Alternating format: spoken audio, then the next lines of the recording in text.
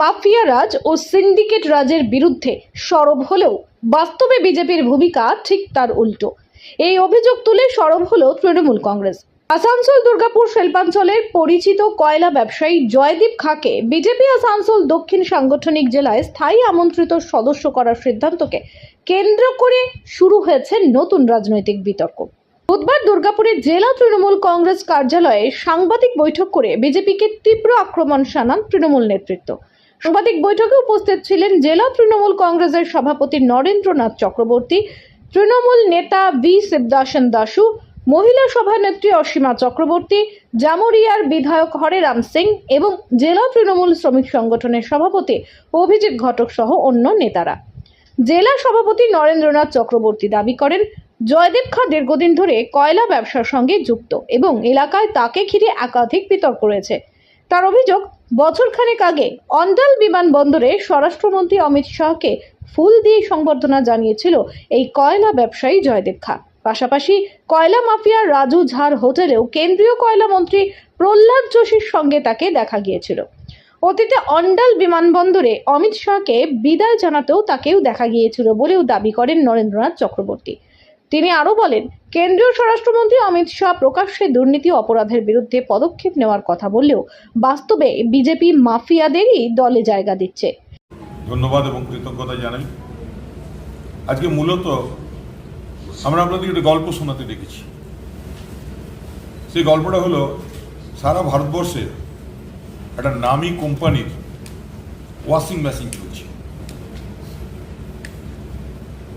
এই ওয়াশিং মেশিনে যে কোনো নোংরা জিনিস ফেললেই পর মুহূর্তে সেটা সুন্দর সতেজ হয়ে বেরিয়ে আসবে। এটা আমরা দেখছিলাম মহারাষ্ট্রে, আমরা দেখছিলাম কলকাতায় দেখেছি। হ্যাঁ, এবার আমাদের এলাকাতেও দেখা গেল বিখ্যাত কয়লা মাফিয়া জয়দেব খাঁ আজকে পশ্চিম বর্ধমানের বিজেপির জেলা কমিটির স্থায়ী আমন্ত্রিত সদস্য পদ পেয়েছে। আমাদের অবাক লাগে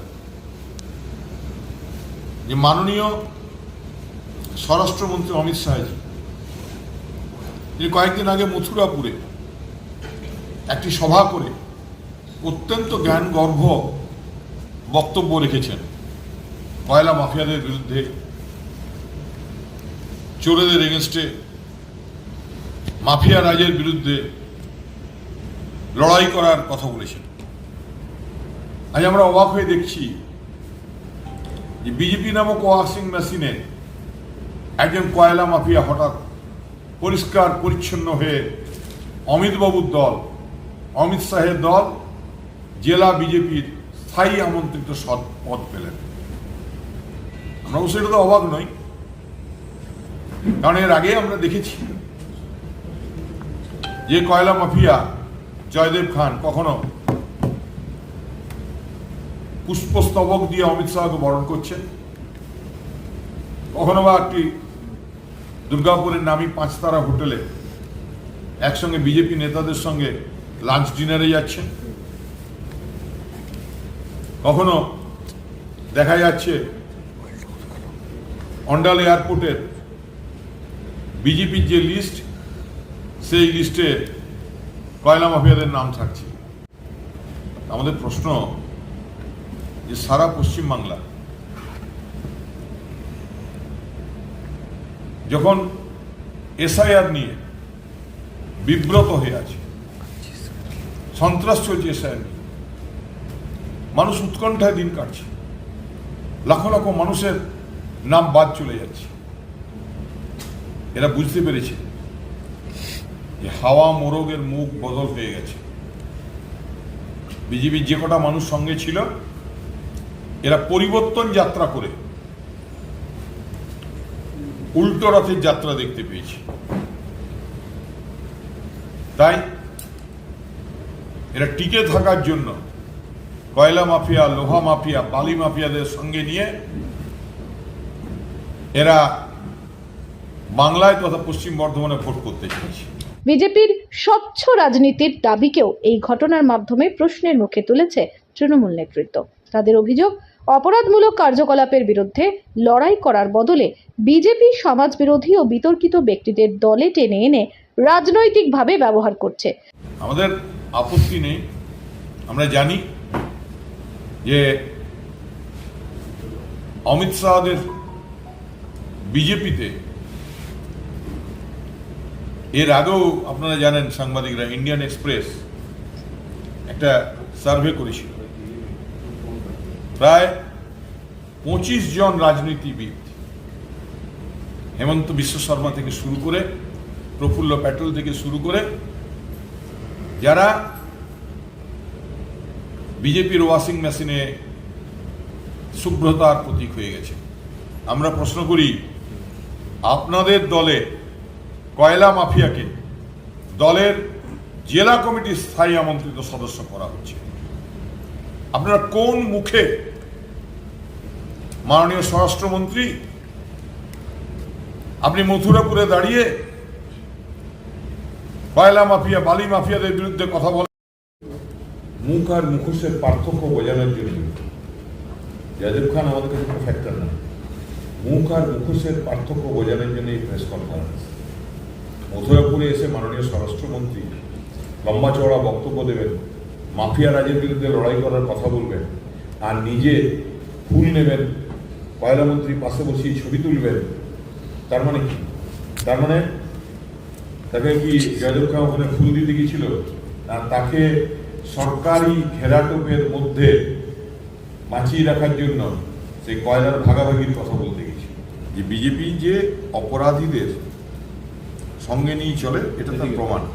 এই ছবিগুলো এই জন্যেই যে আমরা দেখিয়েছি কয়লা মন্ত্রী প্রহ্লাদ যোশীর সঙ্গে কুখ্যাত কয়লা মাফিয়া জয়দেব খান দাঁড়িয়ে রয়েছে অত্যন্ত ঘনিষ্ঠভাবে।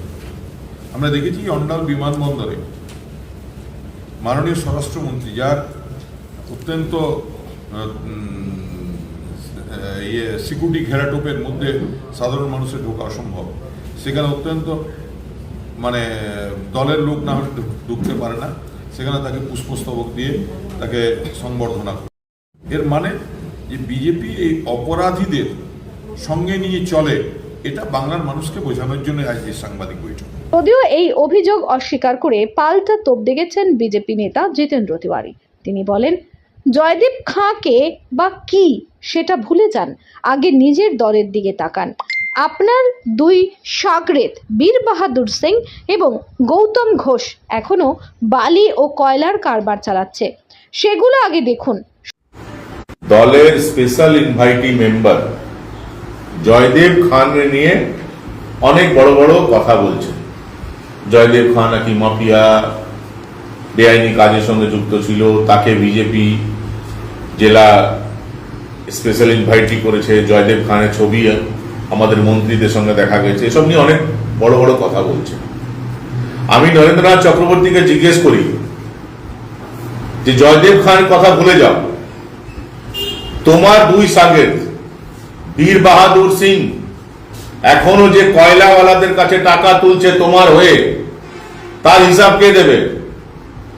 বালি সিন্ডিকেটের মাথায় গৌতম ঘোষকে বসিয়ে রেখেছো, তাকে অঞ্চল সভাপতি করে রেখেছো, তার জবাব কে দেবে?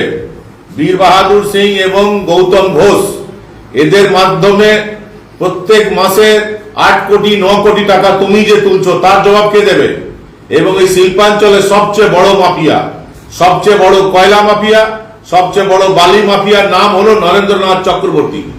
এবং তৃণমূল কংগ্রেস অন্যান্য নেতারা যারা তার আশেপাশে বসে আছেন তাদেরকে বলছি যে আপনারা এই প্রেস মিটে নরেনের সঙ্গে বসে থাকার আগে নিজের বিবেককে জিজ্ঞেস করুন যে এই অঞ্চলে সবচেয়ে বেশি বেআইনি কাজকর্মের সঙ্গে কে যুক্ত আছে। নরেন্দ্রনাথ চক্রবর্তীর মুখে এসব মানায়? সে জয়দেব খান নিয়ে বলবে? কবার ইডি সিবিআই হয়েছে জয়দেব খানের বিরুদ্ধে? কবার অ্যারেস্ট হয়েছে জয়দেব খান? কখন কোর্ট ওকে সাজা দিয়েছে? এই প্রশ্নগুলো রাখছি আমি। আমাদের দলে কেউ এলেই সে মাফিয়া হয়ে যায়। আর নরেন চক্রবর্তী, আমি নিচে নামতে চাই না, বেশি খারাপ কথা বলতে চাই না, তোমার বাড়ির ব্যক্তিগত প্রোগ্রামে জয়দেব খান কখন গেছিল তুমি জানো না? তুমি ডাকনি ওকে? সে ছবি এখন দেখাচ্ছি না। যদি চ্যালেঞ্জ করো সে ছবিও দেখিয়ে দেব। আমরা এত নিচে নামতে চাইনি। প্রত্যেক ব্যক্তির রাজনৈতিক দলের সঙ্গে যুক্ত হওয়ার, রাজনৈতিক মতাদর্শে বিশ্বাস করা, রাজনীতি করার অধিকার আছে। জয়দেব খাঁও সে কাজ করছে, তার ভারতীয় জনতা পার্টি ভালো লাগে, ভারতীয় জনতা পার্টি তাকে একটা দায়িত্ব দিয়েছে, সে কাজ করছে। জয়দেব খাঁ নাম এলে সে মাফিয়া, আর সবচেয়ে বড় মাফিয়া, সবচেয়ে বড় কয়লা চোর, সবচেয়ে বড় বালি চোরের নাম তো নরেন চক্রবর্তী। আর সকাল থেকে রাত অব্দি বীর বাহাদুর সিং কি করে? কয়লা চুরি করে না, সিন্ডিকেট চালায় না। গৌতম ঘোষ কি করে? বালি চুরি করে না। গোটা পাণ্ডবেশ্বরা কে জানে না যে বেআইনি বালি ঘাট চালায় গৌতম ঘোষ? প্রত্যেক দিন কোটি কোটি টাকা রোজগার করছে নরেন চক্রবর্তী এদের মাধ্যমে। তোমার মুখে এসে ভালো ভালো কথা। পাণ্ডবেশ্বরের মানুষ, আসানসোলের মানুষ বিশ্বাস করবে? আসানসোলের মানুষ জানে কে কি করে, কার ইতিহাস কি, কার বর্তমান কি। আর আসানসোলের মানুষ জানে তোমার ভবিষ্যৎ কি।